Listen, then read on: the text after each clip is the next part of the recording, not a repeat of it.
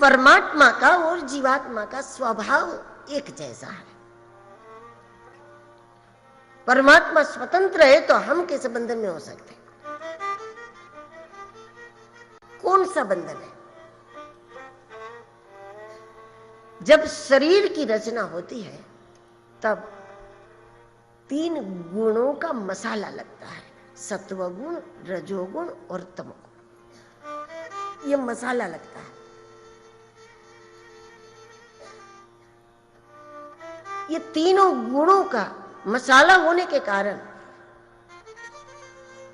यदि जीवन में श्रेष्ठ संग नहीं किया, ध्यान नहीं किया, साधना न की, सत्संग न किया, भीतर की ओर जाने के लिए 24 घंटे में 10 मिनट भी जो लोग प्रयास नहीं करते हैं, उसको सत्व रज तम का पिंजरा मजबूत हो जाता है।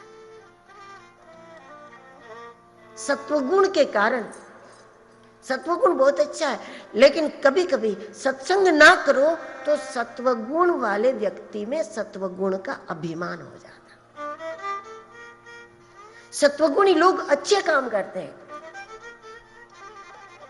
लेकिन अच्छे काम करते करते सत्वगुणी लोग अच्छे काम के इतने दुराग्रही हो जाते हैं कि वो अस्तित्व का संकेत भी नहीं समझते।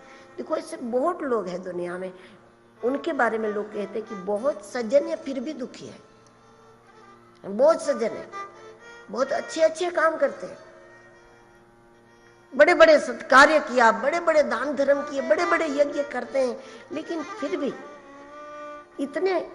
इतने सज्जन व्यक्ति में क्यों इतना ये सब हो रहा है? सज्जन है ये बिल्कुल सही है, लेकिन सज्जन व्यक्ति जो सत्कर्म करता है उसमें भी उसको अस्तित्व की आज्ञा समझनी चाहिए।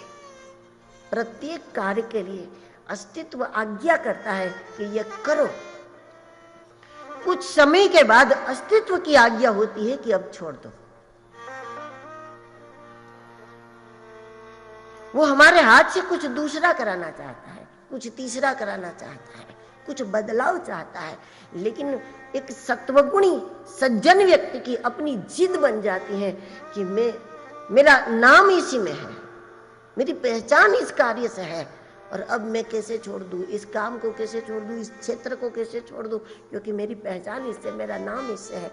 और ऐसे में हम अस्तित्व की आज्ञा को नजरअंदाज करते हैं।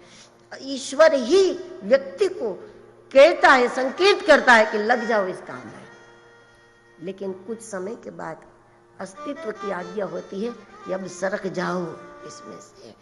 और जो ईश्वर की आज्ञा से सरकना शुरू नहीं कर देता वो आगे चलकर टूटने लगता है। संतों की यही खूबी होती है, वो हर पल अस्तित्व की आज्ञा को समझ समझ कर चलते, वो टूटेगा नहीं कभी, उसका आनंद कम नहीं होता। कितना भी अच्छा काम हो, यज्ञ कार्य हो, दान हो, धर्म हो, यात्रा हो, कितना भी अच्छा काम हो, लेकिन उसमें भी हमारा अपना आग्रह नहीं होना चाहिए, हमारी अपनी जिद नहीं होनी चाहिए। जब हम जिद पूर्वक किसी सत्कर्म से अपने आप को लगा के रखते हैं, जबकि ईश्वर की इच्छा कुछ दूसरी है, हमारे शरीर से वो कुछ कराना चाहता है और हम कुछ और करना चाहते हैं। अब दोनों ही अच्छे कार्य है। यदि हम चाहते हैं कि हम खूब ध्यान करें, खूब ध्यान का प्रचार करें, अस्तित्व चाहता है कि तुम गायों का काम करो, तुम अन्नदान करो, तुम यज्ञ करो, अस्तित्व दोनों ही काम अपनी जगह पर श्रेष्ठ है, लेकिन सत्कर्म करने वाले व्यक्ति को भी अगर अस्तित्व की आज्ञा पर वो ध्यान नहीं देता तो सत्कर्म भी व्यक्ति को आनंद नहीं देता। और ऐसा तब होता है कि सत्वगुणी होने के कारण हम लोग अच्छे अच्छे काम करना चाहते हैं, लेकिन इसी से संतुष्ट हो जाते हैं कि हम तो हमेशा यज्ञ करते, हम तो हमेशा धर्म करते, हम तो हमेशा अच्छे ही काम करते, हमें कुछ सोचने की जरूरत नहीं, हमें सुधरने की जरूरत नहीं, हमें बदलने की जरूरत नहीं। अब सत्वगुणी व्यक्ति सुधरना नहीं चाहता, क्योंकि वो खुद ही खुद को सर्टिफिकेट देता है।